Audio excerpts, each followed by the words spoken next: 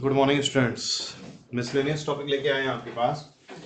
अब देखिए हाइब्रिडाइजेशन इन CO2 molecule. CO2 molecule में हाइब्रिडाइजेशन क्या है? एक दो पाई बॉन्ड बना रहा है ये और दो सिग्मा बॉन्ड बना रहा है। नंबर ऑफ सिग्मा बॉन्ड और जीरो लोन पेयर है तो नंबर ऑफ सिग्मा बॉन्ड के हिसाब से स्टेरिक नंबर क्या हो जाएगा? 2 हो जाएगा और हाइब्रिडाइजेशन sp हो जाएगा। अगर CO2 की रिएक्शन H2O की प्रेजेंस में रहती है, H2O होता है तो H2CO3 बन जाता है, H2CO3 बन जाता है। ठीक है, या ये कहें कि H2CO3 जो होता है अनस्टेबल होता है, कार्बन पे 2 OH, तो कैसे कन्वर्ट हो जाता है? ये इसमें कन्वर्ट हो जाता है और माइनस H2O रिलीज हो जाता है। हम इस तरह से रिएक्शन करवाते हैं ज़्यादातर। इस तरह से हमने दिखाया है कि डेरिवेशन हमने कार्बोनेट आयन की तरफ जाने के लिए दिखाया गया है। तो यहाँ पे H+ रिलीज किया हमने इस प्रकार से, 2 H+ रिलीज किए तो कार्बोनेट आयन बन गया। कार्बोनेट आयन का हाइब्रिडाइजेशन क्या होगा? ठीक है, ये रेजोनेंस हो जाएगा इस तरह से। ठीक है, ये रेजोनेंस हो जाएगा इस तरह से। ठीक, कार्बोनेट आयन का हाइब्रिडाइजेशन यहाँ पे क्या हो जाएगा? सिग्मा बॉन्ड कितने बन रहे हैं? सिग्मा बॉन्ड कितने बन रहे हैं? 3 सिग्मा बॉन्ड बन रहे हैं, 1 2 और 3 सिग्मा, 1 पाई और 0 लोन पेयर। तो 3 sigma bond plus 0 lone pair. ठीक है, हाइब्रिडाइजेशन इज sp2। जो पाई बॉन्ड बन रहा है वो किसकी ओवरलैपिंग से बन रहा है? कार्बन का कौन सा ऑर्बिटल इन्वॉल्व है? कार्बन का 2p ऑर्बिटल इन्वॉल्व है और ऑक्सीजन का भी 2p ऑर्बिटल इन्वॉल्व है। तो ये पाई बॉन्ड जो बना उसका नेचर क्या है? कार्बन का 2p ऑर्बिटल और ऑक्सीजन का 2p ऑर्बिटल। तो इस तरह से हमें पाई बॉन्ड का नेचर भी पता चल गया। तो यहाँ पर बॉन्ड का नेचर भी क्लियर है। पाई बॉन्ड कार्बन के 2p ऑर्बिटल से और ऑक्सीजन के भी 2p ऑर्बिटल से बन रहा है। ठीक है, बॉन्ड का नेचर भी पता होना चाहिए, समटाइम्स ये काम आता है। यहाँ पर देखिए सल्फर। सल्फर में क्या हो रहा है? 1 सिग्मा, 2 सिग्मा और 1 लोन पेयर। तो 2 + 1 स्टेरिक नंबर कितना हो गया? 3 हो गया और 3 स्टेरिक नंबर से हाइब्रिडेशन sp2। ठीक, दो दो पाई बॉन्ड। ठीक है, जब p ऑर्बिटल यहाँ पे इन्वॉल्व हो गए तो पाई बॉन्ड किससे बन रहा है?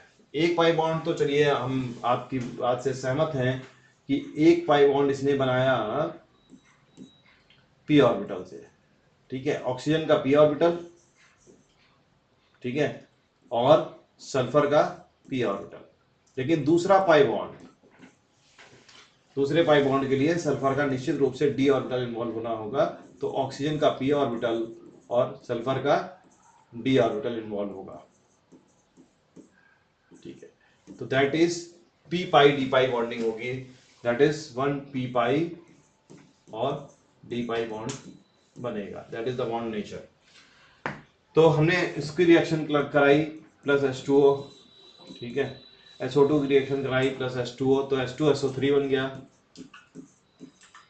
ठीक है, H2SO3 से -2H+ कराए तो क्या बन गया? SO3 -2 बन गया। SO3 -2 जब भी हम लिखते हैं तो सल्फर के पास लोन पेयर नहीं दिखाई देता है। हम जब ये इस तरह से स्ट्रक्चर बनाएंगे तो हम उस जैसी गलती कर बैठेंगे कि हाइब्रिडेशन क्या होगा? sp2 होगा। जबकि यहाँ पे क्या होगा? ये लोन पेयर स्टेरिक नंबर में एक काउंट होगा, दूसरा सेकंड ये बॉन्ड पेयर काउंट होगा, थर्ड बॉन्ड पेयर काउंट होगा, फोर्थ ये काउंट होगा और ये तो पाई बॉन्ड है। तो टोटल स्टेरिक नंबर क्या हो जाएगा इसका? Total steric number 4। और जब टोटल स्टेरिक नंबर 4 होगा तो क्या होगा? Hybridisation sp3। इस एटम का हाइब्रिडाइजेशन sp3। और जब इसका हाइब्रिडाइजेशन sp3 है तो इसकी ज्योमेट्री क्या होगी? इसकी ज्योमेट्री क्या होगी? ये मैं ला के दे रहा हूं, देखिए ये ज्योमेट्री क्या है? यहां पर ये और ये एक बेस पे है और ये जो बन रहा है ये एक पिरामिड के अपेक्स पे है। इस मॉलिक्यूल को थोड़ा सा रोटेट करके बनाना ही पड़ेगा। ठीक है, देखिएगा किस तरह बनेगा। ठीक है, ये S है। ठीक है, double bond O, single bond O-, single bond O-, और ये लोन पेयर। अगर इसको घुमा के ऐसे बना ले, घुमा करके बना ले, तो हमें आसानी से दिखाई देता है कि ये एक बेस पे है, ठीक है, ये एक बेस पे है,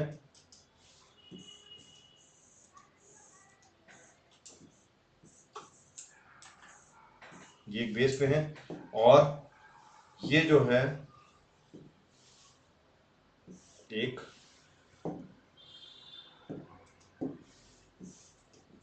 ये जो है डार्क कलर का ये होना चाहिए बिल्कुल,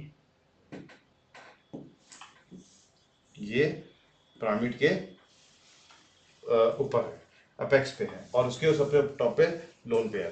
तो ये शेप में कंसीडर होगा, ठीक है, ये शेप में कंसीडर होगा, ये शेप में कंसीडर होगा। तो यहाँ पे ज्योमेट्री क्या हो जाएगी, लोन पेयर कंसीडर होगा, ज्योमेट्री टेट्राहेड्रल, और शेप ट्राइगोनल पिरामिडल हो जाएगा।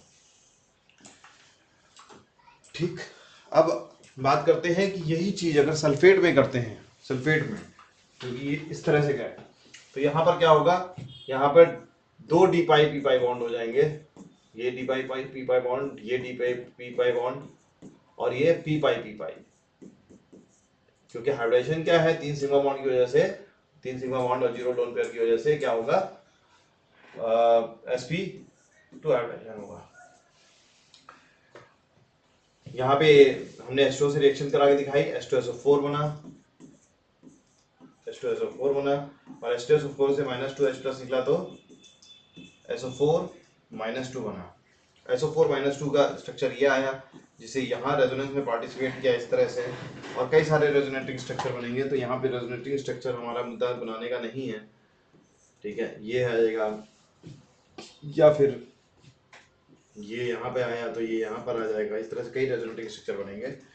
यहाँ पे बेसिकली हमारा कॉन्सेप्ट है कि सेंट्रल एटम का हाइब्रिडेशन क्या है, यहाँ पे 1 2 3 4 सिग्मा बॉन्ड बन रहे हैं, sp3 हाइब्रिडेशन है, 2 पाई बॉन्ड बन रहे हैं। तो ये कौन से पाई बॉन्ड बने, d pi p pi bond, sorry d pi, ये पी पाई, ऑक्सीजन का पी पाई और सल्फर का डी पाई बॉन्ड बना, और ये सल्फर का डी पाई और इसका पी पाई, मतलब पी ऑर्बिटल इन्वॉल्व हुआ, D pi p pi bond बने।